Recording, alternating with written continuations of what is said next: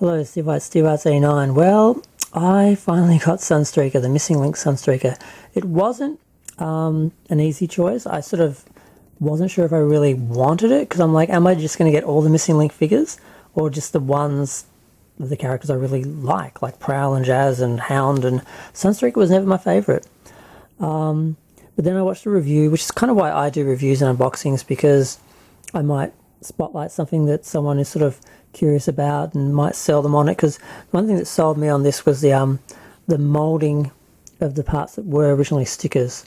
I saw that and I was like, no, I have to have it. So of course it comes in the car and the packaging, and the package is so small when you compare it to the Optimus. It's smaller, and then you compare it, of course, to the American packaging, and it's just so much smaller. It's the same though. You have the stats on the back and the little picture with the new art and that, and you know, basically the same, just smaller. I'm just really surprised at the size of it. Now you do get a little bit of paperwork, which just shows some information about it. And then on the other side you have some cordon, and on the inside it's actually got some stuff on Bumblebee and Cliffjumper as well, because I didn't realise, but they don't have a piece of promo like this.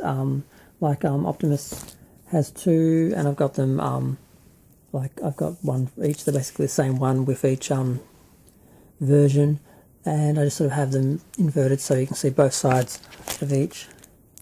But this one, I guess if I had Cordon I'd have that as well, but I don't think I'm getting him. It was enough of a decision to get this one. He looks cool, but it's like $180. It's like, ugh.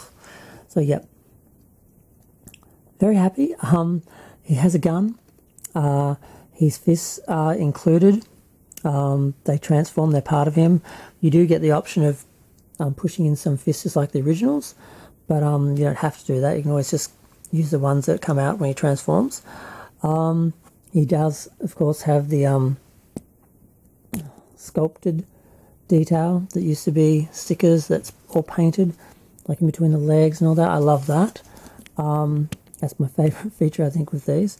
Because I used to look at those stickers and think, why are they stickers? They should be actual, like, moulded parts. I just have a little bit of art on the sides as well of the figure. And, of course, the change on the top. And nothing on the bottom. But, yeah, when you compare it to the original, because this is not the original, I don't have an original one. I never had him. It's probably why I don't have an affection for him. But this was the one that, this was the 1990 reissue, which was just called Classic, and he's a bit tired, so he's been retired in that box. And this newer reissued one, not an official one, will end up retiring in this box as well. Because that's the thing. I guess I'm just going to get them all, and all the reissues I just bought will slowly be retired. So I guess I'll have, yeah, multiple versions. But these are, I think, the best version we're going to get. Now, the leg articulation is great. The arm articulation is great. He does have his torpedoes and everything.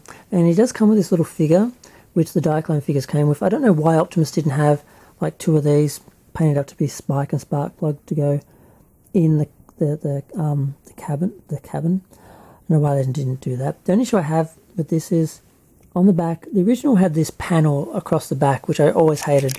It helps him stand, but it always looked awkward. And I thought, well, when they do that, they'll have to split it, and they'll have to either slide across or something, because you can't just have it sitting out on the edge looking awful. Well, they kind of do. And I'm really baffled by that. When you turn them around, you can turn them on an angle, but there's literally a metal molded, sculpted part here that stops it from going all the way around. Now, why on earth this part wasn't longer, just coming out longer to clip the two together when they're in vehicle mode, and then that could have hinged across, and that would have come down long enough to support the back of the foot, and then you wouldn't see it at all, and it would be totally hidden.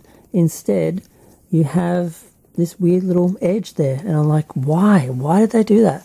They could have totally eliminated that issue and just had that, you know, hinge all the way around and disappear and be hidden behind the foot. So that's an issue. I don't know why they did that.